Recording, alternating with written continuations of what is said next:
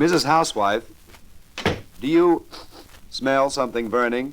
Well, in that case...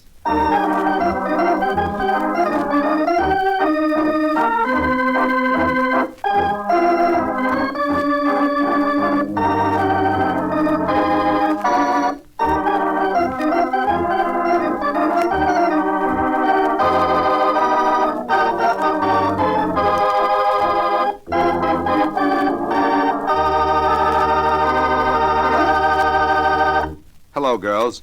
For some strange reason, the first thought that comes to mind is that you might be throwing away your cauliflower stalks. Did you say cauliflower stalks? Don't tell me you can make beads out of them. Well, maybe you can, Brad, but anyway, they're very useful. Mrs. Brown in Boyerstown, Pennsylvania, says that they like them in their family. In case you want to try them out, she says you're to cut the cauliflower stalks lengthwise in 2 or 3 pieces according to the thickness. Then you tie them in bundles and cook them as you would asparagus. After they're drained, they're served with white or hollandaise sauce. I know the first couple of times you serve them to the family, they're going to ask you what they are. Why don't you tell them they're Chinese oysters? Tell them they're Persian mushrooms. Sure. And after you made 3 or 4 different names, and when you're sure the family likes them, you can have a frank little talk with your brood and tell them that they're eating cauliflower stalks and what do they want to make of it. Well, while we still have our mouths full, let's talk about oyster plant dressing. All right, I'll talk about it if you'll talk about it. I've always wanted to talk about oyster plant dressing. There's my boy, Bradford. I want you to know that Mrs. Williams in Toronto, Ontario, says that it takes the place of real oysters. What? Pearls and all? Let's not overdo, Junior. Oyster plant dressing hasn't any shell. However, now there has the oyster lots of times after it gets to the table. Oyster plant dressing is definitely a dandy thing for people who are allergic to real oysters but who like the flavor.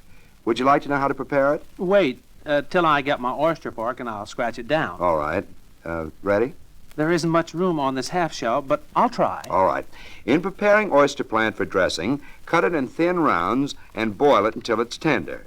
Mix this in your dressing along with the broth, and your family or friends will go poking around through the dressing looking for oysters, but only finding the flavor. This, girls, really is a treat for the person who loves the oyster, but the oyster doesn't love back. Now then, Mrs. Tyler in Gillette, Wyoming, has a small variation on your usual cake plans. The next time you find yourself in the kitchen whipping up a cake, in the first place, shake hands with yourself for me. Oh, me too. Shake hands with yourself for both of us, and then try a couple of drops of almond flavoring along with your vanilla. This will surprise the members of the family into smiling, even though they haven't cracked a lip in years. Junior. Junior, don't stand there scratching your head trying to think of what to say. Just say it.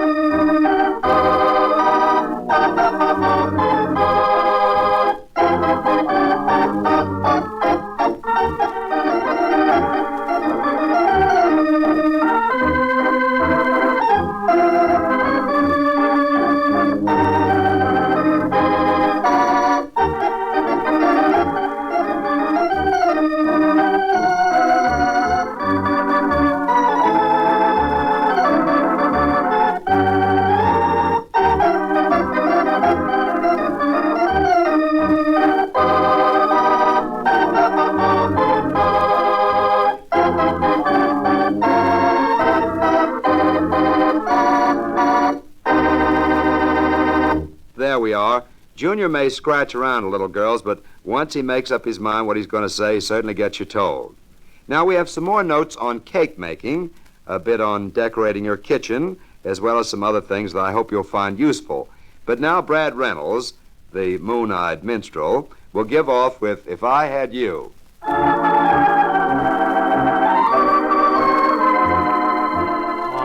could show the world how to smile. I could be glad all of the while.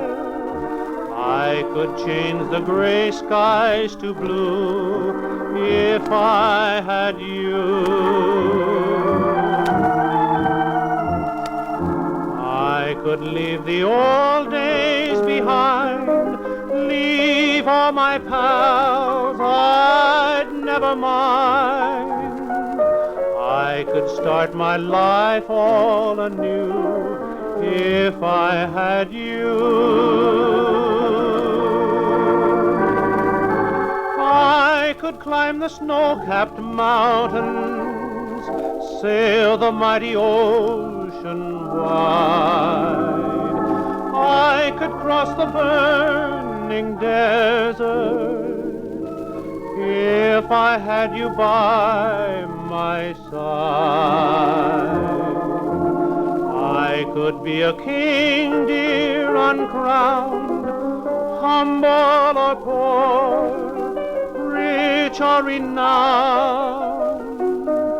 There is nothing I couldn't do if I had you.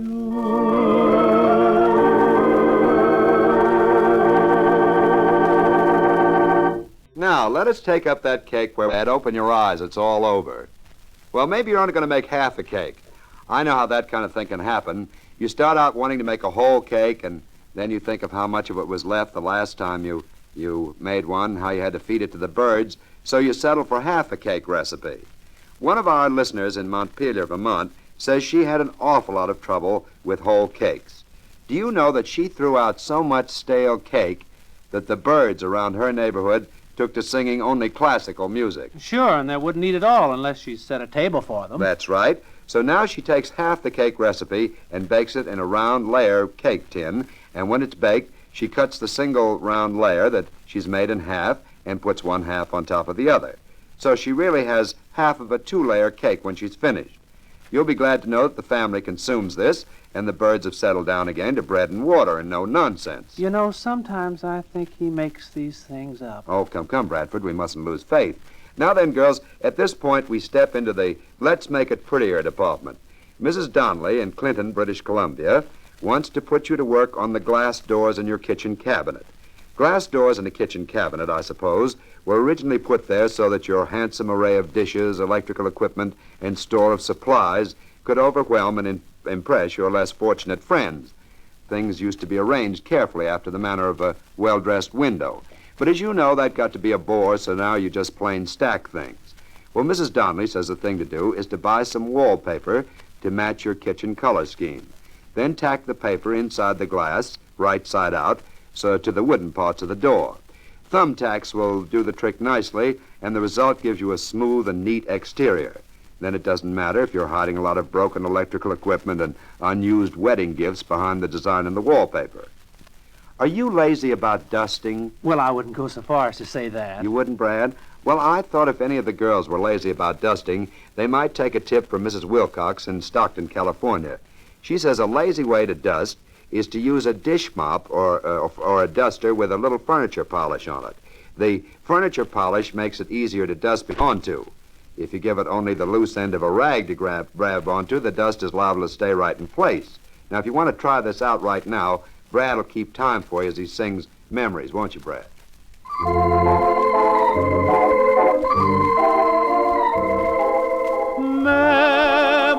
Memories, memories, dreams of love so true. O'er the sea of memory, I'm drifting back to you. Childhood days, wildwood days, among the birds and bees. You left me alone, but still you're my own in my beautiful memories.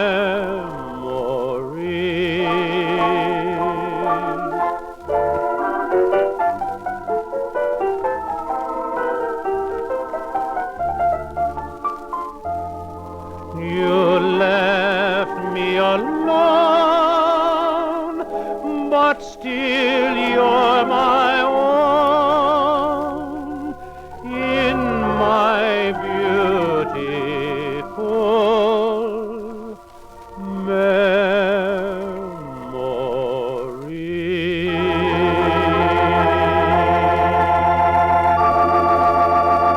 memory. Well, Bradford, I must say you gave that all it took. I really enjoyed that.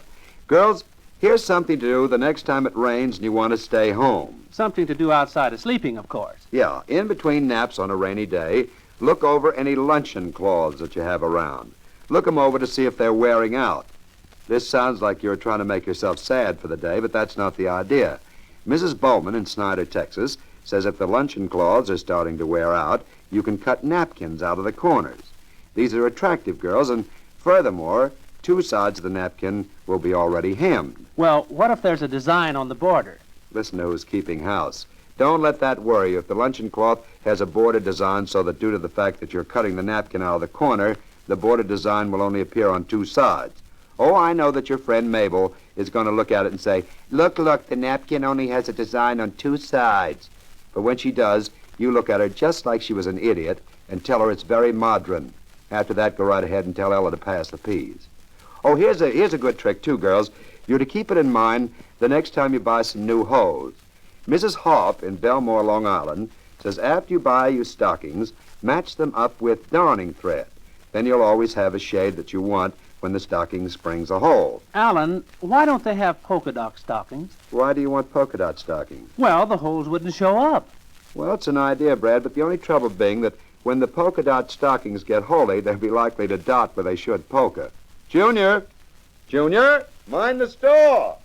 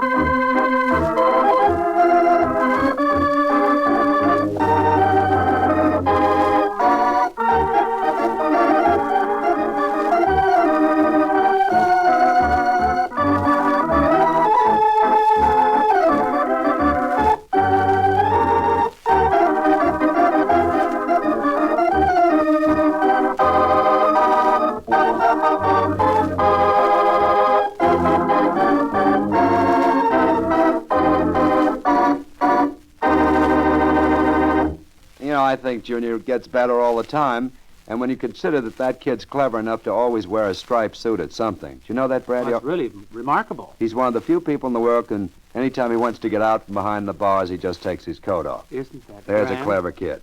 I'll start the Did You Know, says Mrs. Halper in Olympia, Washington. Did you know when washing brushes of any kind, a warm rinse and then a cold one will stiffen the bristles again? I'll try that, says Mrs. Dana in Bethlehem, Pennsylvania. And did you know, if sausage is too greasy or too highly seasoned, you can help yourself out by dipping the sausage meat in cracker crumbs before frying? Here's mine, says Miss Andrews in West Palm Beach, Florida. Did you know if your favorite nail polish gets too thick to use, a few drops of nail polish remover will make it easy to apply again?